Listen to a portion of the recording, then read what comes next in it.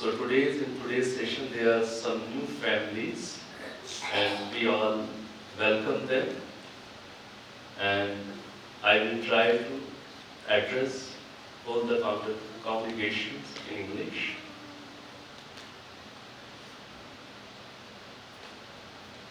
Before reciting a Vedic mantra, let's understand the meaning of the mantra. Today's Vedic mantra is, please repeat after me, Yogi Yogi. And how is your memory? Your memory is very good. Do you know this? Your memory is very good. You memorize all the things very well. So just be confident and trust on yourself that you can memorize these mantras, at least some keywords of these mantras. So Yogi Yogi. It's very simple. Is it remembered now? Yogi Yogi. Yesterday we have celebrated International Yoga Day, Yoga Day. So yoga, yogi, yogi. This is now remembered. Okay? Next word is tavastaram. Tavastaram. Yogi, yogi. Tavastaram. Next word is vaji, vaji. Hava mahe. This is also remembered. Vaje, vaje. You have heard this word gaane, vaje. So vaje, vaje. Vaje, vaje, hava mahe. Vaje, vaje, hava mahe. So please repeat again this part of the mantra. Yogi, yogi. Tavastaram. Vaje, vaje, hava mahe, sakhaya, sakhaya, indram, utaye, sakhaya, indram, utaye. So now let's try to understand the gist of this Veda mantra. This mantra is from Rig Veda's first mandal, 30th sukta, and 7th mantra is this. Let's try to understand what is the gist, what is the essence of this mantra. In this mantra, we are saying that yogi, yogi. Yogi, yogi means here in all the favorable conditions, in all the advantageous situations of life. When we are in comfort, when we are progressing, when we have prosperity, when we are spiritually and worldly, we are growing, we are being able to uplift ourselves. Those conditions, those situations are called here yogi yogi. Have you understood what is the meaning of yogi yogi means? Yogi, yogi means in all the favorable situations, in all the advantageous conditions, in all kind of comfort, what can we have worldly and spiritually, in all those favorable conditions. This is the meaning of yogi, yogi. Is it clear? And the second part is vaje, vaje. Vaje, vaje is just the opposite of yogi yogi. Vaje vaje means here whatever kind of challenging situations we have in our life, whatever kind of discomforts and challenges we have been facing all through in this life, in all those conditions, in all those situations, this is the meaning of vaje vaje. So I hope you are getting the meaning of yogi yogi and vaje vaje. So what we are addressing But we are saying to Almighty that in both kind of situations, the positive ones and the negative ones, the favorable ones and the struggling, challenging ones, in both kind of situations, we all, as a friend, we all remembering you in both kind of the situations. For what purpose? To protect ourselves. In the favorable conditions, to protect ourselves from ego and attachment. When we grow in our life, when we spiritually awaken ourselves, then there are so many chances that we can be victim of ego. We can be victim of attachment. At that time as well, we remember you.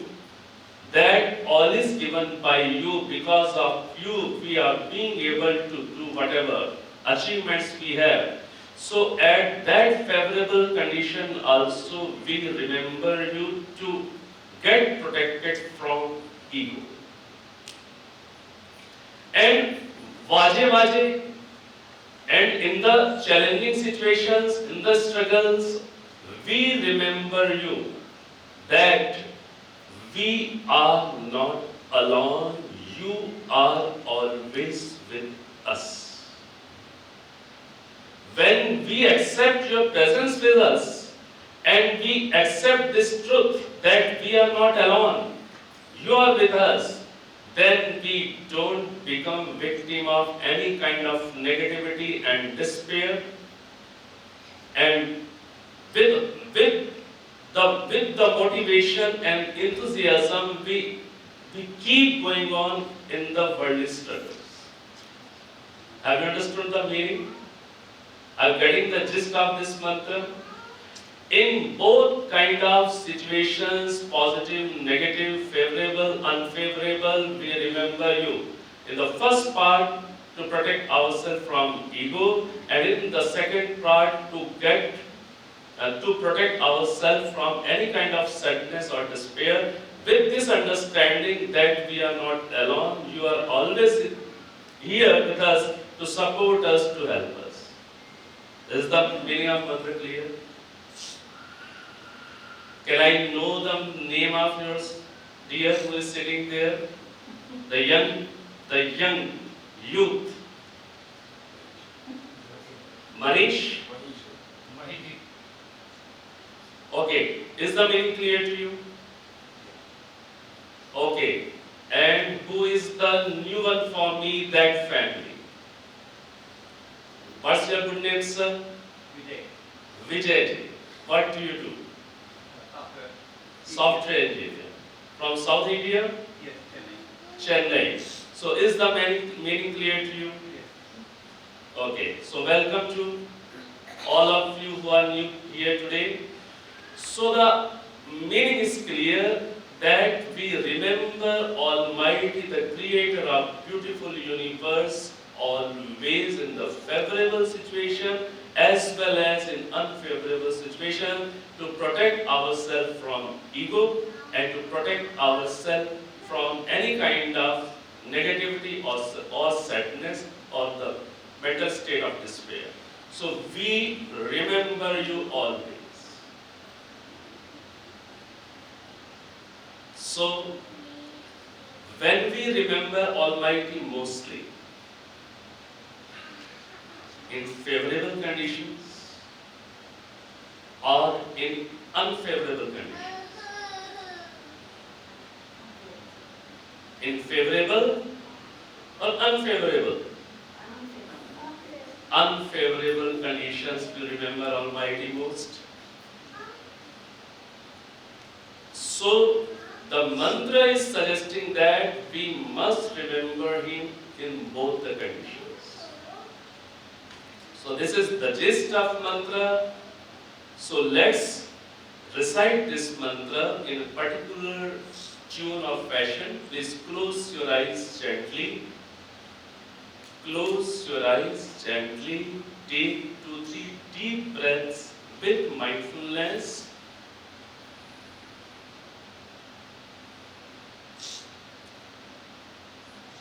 Be relaxed and calm.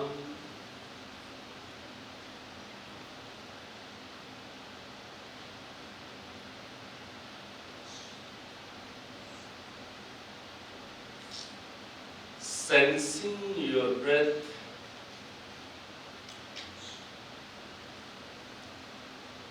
Make yourself aware of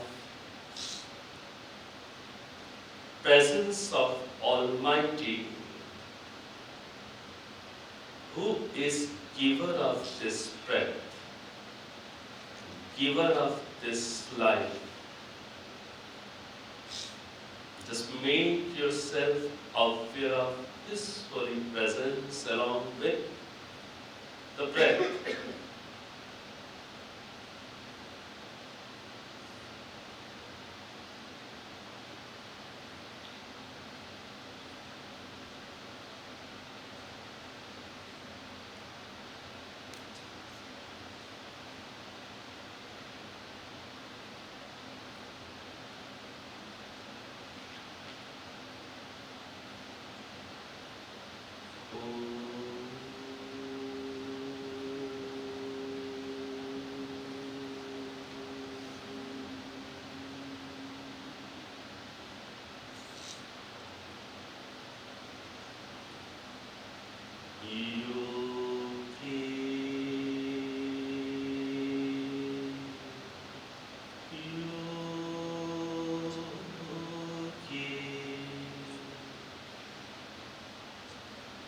The first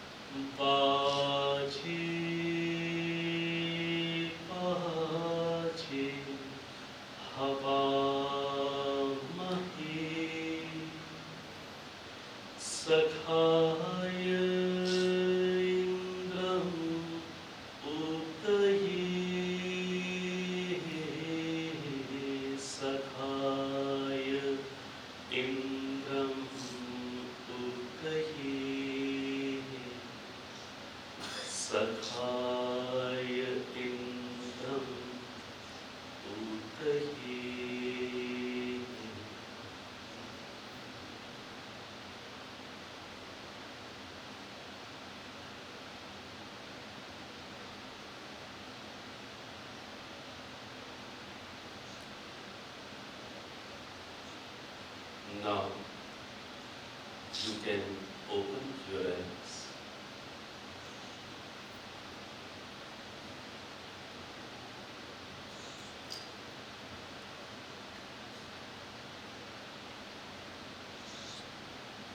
So today's topic is what is yoga and what are different kinds of yogas are prevailing in the society. Comparing all, we will try to conclude, try to understand that what should be followed by us. In the yesterday session, deeply we try to understand that real yoga is related with mind, our real self, and the Supreme Almighty. Real yoga is related with these three things: our mental state, our condition of mind, emotions, and we, the real ourselves, and the Almighty who is giver of this beautiful life.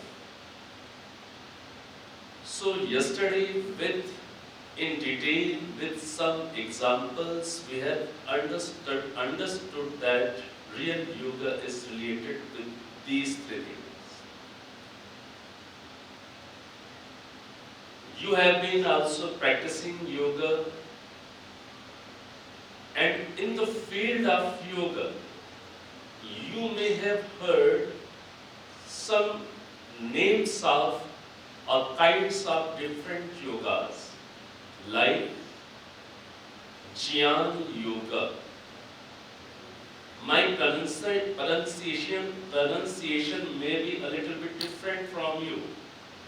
You may be pronouncing as Jnana Yoga, but the correct pronunciation is not Jnana. The correct pronunciation is Jnana. Just please repeat with me, Jnana.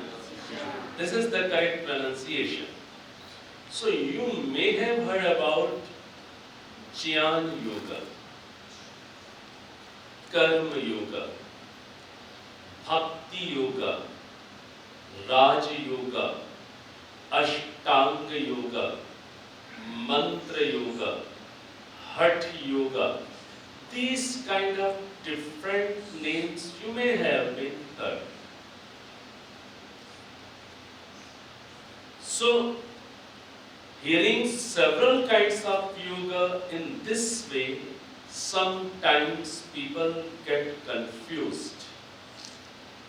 And I am adding one or two more names. Patanjali Yoga, Vedic Yoga. Again, this list can be go on. So sometimes people get confused that which one should be followed. So let's, in a very ascetic way, try to understand these yogas. Jnana Yoga. Jnana Yoga means the yoga which is mainly based on wisdom and knowledge. Jnana Yoga, the name is clarifying its meaning. Jnana Yoga means which is mainly based on wisdom and knowledge. The second one is Karma Yoga. Karma Yoga means the yoga which is mainly based on selfless service,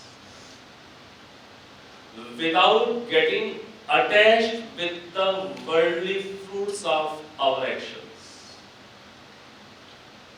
Karma Yoga, which is based on selfless action, without getting attached of any kind of worldly fruits of that action. That is Karma Yoga. And the third one is Bhakti Yoga. Bhakti Yoga means when the devotee is in state of communion with the Almighty or with the Almighty and feeling oneness with that Almighty all the time. That kind of yoga which gives emphasis on this state, that is called Bhakti Yoga. And what is the fourth one is Raj Yoga. Raj Yoga means just the combination of all these three. and that is called also Ashtanga Yoga. And the Raj Yoga is also called as Patanjali Yoga.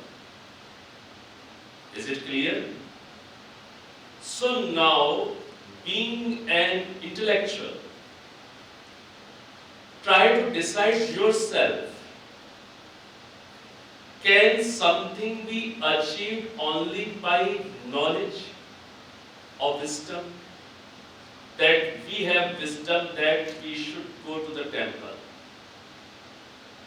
We have knowledge and we have sanskaras, family values, that we must visit a temple.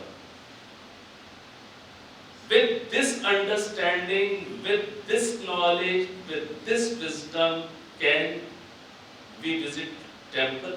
Only having this wisdom can we visit temple, or doing some efforts, making some planning, and executing that plan, we can visit the temple. Understand? Only knowledge, only wisdom cannot bring that kind of fruit which is desirable in every path of life. Maybe worldly, maybe spiritual. We need efforts as well. What kind of efforts are required? Balanced efforts are required. And to maintain our inner peace, should we be attached to the fruit of that effort or not? Should we be attached to the fruit or result of that effort or karma or not? To maintain our inner mental peace, should we be attached on that or not? Aradhana ji, what is your answer? No.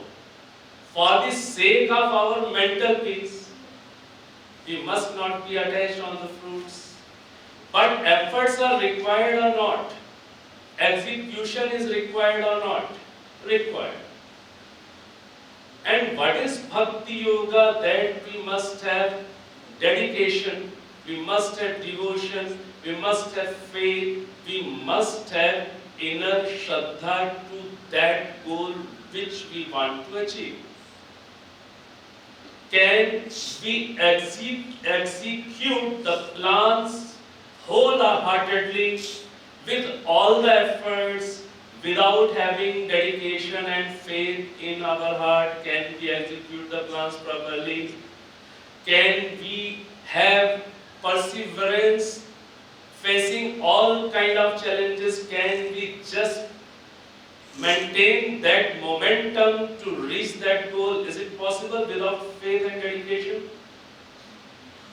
Is it possible without faith and dedication? Not possible. That's why Maharishi Patanjali says, that's why our Vedas says, that the proper balanced combination of knowledge, efforts, selfless efforts, and bhakti, dedication, love to the target, oneness with that target, that adorable mental state is required to achieve that goal. All these three are required. Separately, all these are insufficient. They will be sufficient and they will bring the result when they all will be combined in a balanced way. What do you say? What do you say? Are you getting this point? That separately we can't get that desirable result. Just combining all these in a well-proper proportion, we can achieve the result. So what is Raj Yoga? What is Patanjali Yoga? What is Vedic Yoga? All these are the same. These names they are referring the same yoga. You can say Raj Yoga, you can say Patanjali Yoga, you can say Vedic Yoga. This yoga suggests that we must we must combine all these three things, jnana, karma and upasana. Just repeat with me these three words. Jnana, karma, upasana. Upasana means you can say bhakti. So jnana, karma and upasana, all these three be well combined in proper proportion to get the desirable result, and in the field of spirituality the desirable result is liberation, is emancipation. So combining all these three we can get the desirable result. Are getting the point? So we must learn the things as well. We must know how to execute, and all that execution should be with the faith and devotion and dedication. All these three are required in a balanced fashion, in a balanced way to get that desirable result. So now come to understand Patanjali Yoga. Patanjali Yoga gives us the balanced mixture of all these three. In Patanjali Yoga means the yoga which is described by Maharishi Patanjali. You have heard the name of Maharishi Patanjali. So, the yoga which is defined by Maharishi Patanjali will be called Patanjali Yoga. What it will be called? Patanjali Yoga. So, according to Patanjali Yoga, or according to Maharishi Patanjali, what he is saying that wisdom is required, knowledge is required. But what kind of wisdom is required, what kind of knowledge is mostly required, he is emphasizing on the discrimination between Jad and Chetan. What he is suggesting, that we must understand the discriminative. He is suggesting about the discriminative knowledge, not a simple knowledge. He is suggesting about discriminative knowledge. Discriminative knowledge is called Viveka. What it is called? Viveka. According to Yoga Sutras, discriminative knowledge is called Viveka Khyati. Just repeat with me. Viveka Khyati. The knowledge about, for example, knowledge about this mobile phone, that how does it work, what are its features. This is the knowledge about the mobile. But what is discriminative knowledge? That the user who is using the mobile is not this mobile. He is different and mobile is different. This understanding, it is called discriminative knowledge. We can be enhancing our understanding about mobile, about cell phone, about any instrument. We go on enhancing, we go on increasing that. But at the same time, we may not be aware of this fact that I am not this, I am the user of this mobile, I am the user, therefore I have control on this mobile. What happens with us? We go on increasing, we go on using this mobile, but we forget that we are the users and we must have control over this mobile as well. So what happens that mobile uses us or we use the mobile? What is going on? We are using the mobile or we are being used by mobile? I get it. We are using mobile or we are being used by mobile? We are being used by mobile. And in that way, what is happening that we miss our desirable path. We just being used by mobile and we just forget what were the more important things to do. We forget that, and if we remember also, then we don't have that control of it, don't have that kind of inner strength that we can, leaving the mobile, we can go to that side which is at presently which is required. So what is happening? We have been used by mobile. I understanding this. Getting the difference what I am trying to say. So discriminative knowledge means you are not mind. We are not this mind. We are not these senses. We are not this body. We are user of mind. We are user of senses. We are user of body. We are user of this world. Maybe mobile, whatever things. We are user. We are not these things. So when we have this discriminative knowledge, then we can get control over mind, senses and body. When we can get control over mind, senses and body, when we are very clear, not in our thought process, when we are very clear in experience that I am not mind, senses and body. When you are different, then you can easily control them.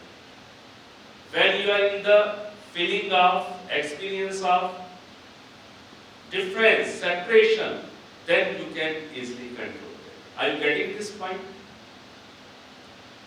If we are lost, we are not clear about that, who we are, then we will be used by everything. Every worldly thing we will be used by that. So, Maharishi Patanjali says, be focused on wisdom, knowledge. But what kind of wisdom?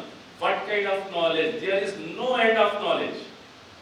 Is there any end of knowledge? Can someone say that he understands this mobile 100%? He knows every in and out of this mobile. Can anyone say about that? I think any IT professional as well will not, what we say, we will not be able to say that. Any doctor can say that I know this eye in and out 100%. What is this eye, how it functions, what it is going on. We can't say that. Knowledge is infinite. Knowledge is infinite, but what kind of knowledge will liberate us? Discriminative knowledge will help us to liberate. There is no end of knowledge. So be focused on discriminative knowledge.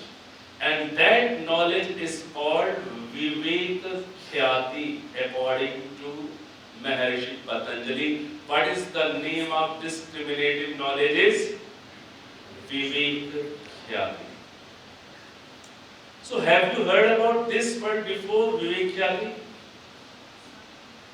We may have been practicing yoga since long, but we may are not aware of this word Vivek Khyati.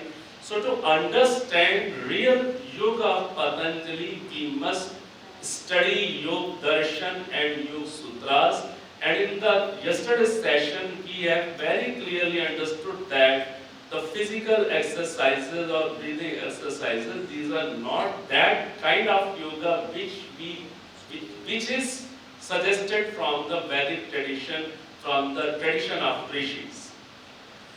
So one word I have explained to you, that is vivekhyati. Vivekhyati means discriminative knowledge. Is it clear? The second word, Ishwar Pranidhan. Just repeat with me. Ishwar Pranidhana. Pranidhan means samarpan. What is the meaning of pranidhan? Pranidhan is also a new word for you. Pranidhan means samarpan. Surrender. So surrender yourself to Almighty. So the nature of Almighty must be clear to us or not? The nature, the attributes of Almighty must be very clear to us. That Almighty is omnipresent or not. This must be very clear. Almighty, the creator of this universe, has any kind of shape, or Almighty is formless. These things will be very clear. Then we can choose samarpan properly. So what Maharishi Patanjali is saying, do samarpan, do Ishwar Pranidhana. But Ishwar, what he is suggesting that but only Ishwar Pranidhan is not what I want to say, that only Ishwar Pranidhan cannot help us to reach the destination. Along with Ishwar Pranidhan, along with Ishwar Samarpan, we need to experience the state of discriminative knowledge.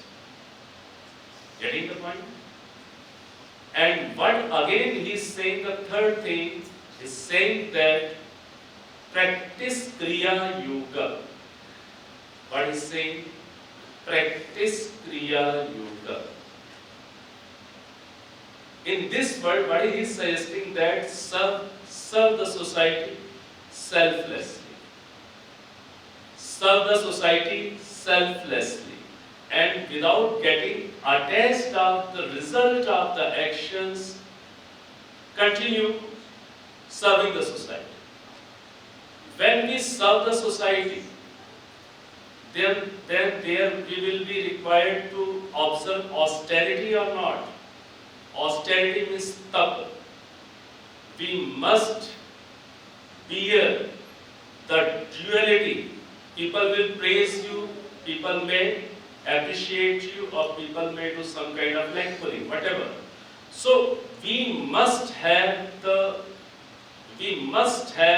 caliber of maintaining our inner peace in both the situations.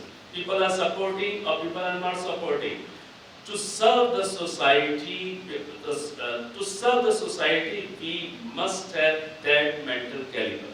So Kriya Yoga is also suggested by him, Ishwar Pranidhan is also suggested by him, and discriminative knowledge, practicing, observing discriminative knowledge, Vivekhyati is also suggested by him. So what Maharishi Patanjali is doing, he is combining all these three things: knowledge, jnana, selfless action, and bhakti, dedication, meditation. All these three things are very well combined in a very balanced manner by Maharishi Patanjali. That's why Patanjali Yoga is also called as Raj Yoga.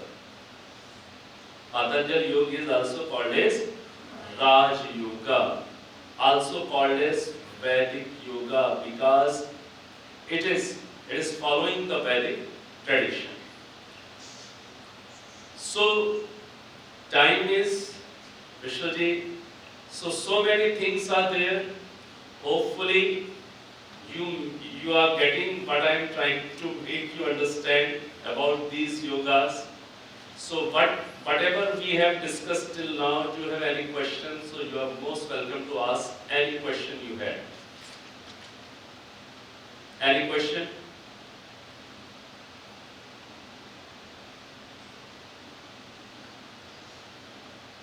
सब समझ में आ गया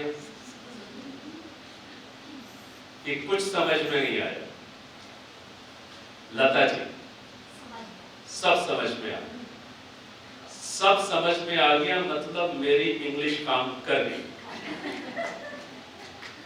ठीक है, तो easy चीजें हैं, आप इन बातों को समझ गए हैं, बहुत अच्छा है।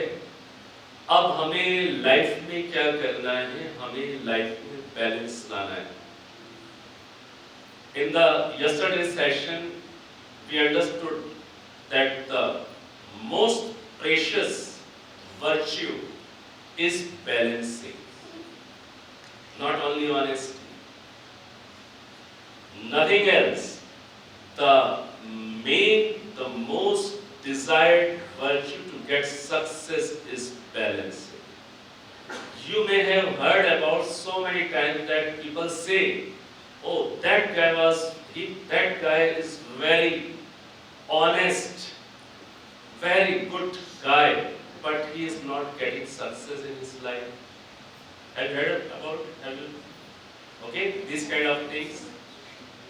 So, to get success, we must have this virtue to balance all the things. So, the knowledge, action, and dedication and love to the aim, all these must be combined in a very appropriate proportion to get the results.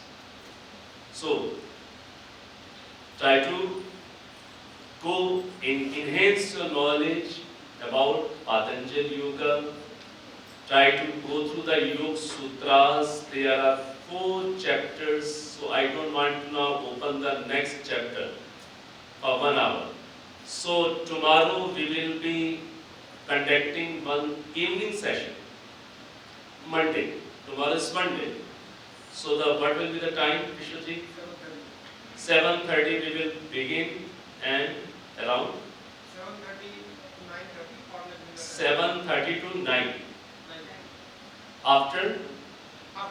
After dinner, and we will have dinner here. So dinner will be arranged here, and after having dinner we will start session from 7:30 to 9. So tomorrow, if you are interested, you are most welcome. Thank you very much. Namaste.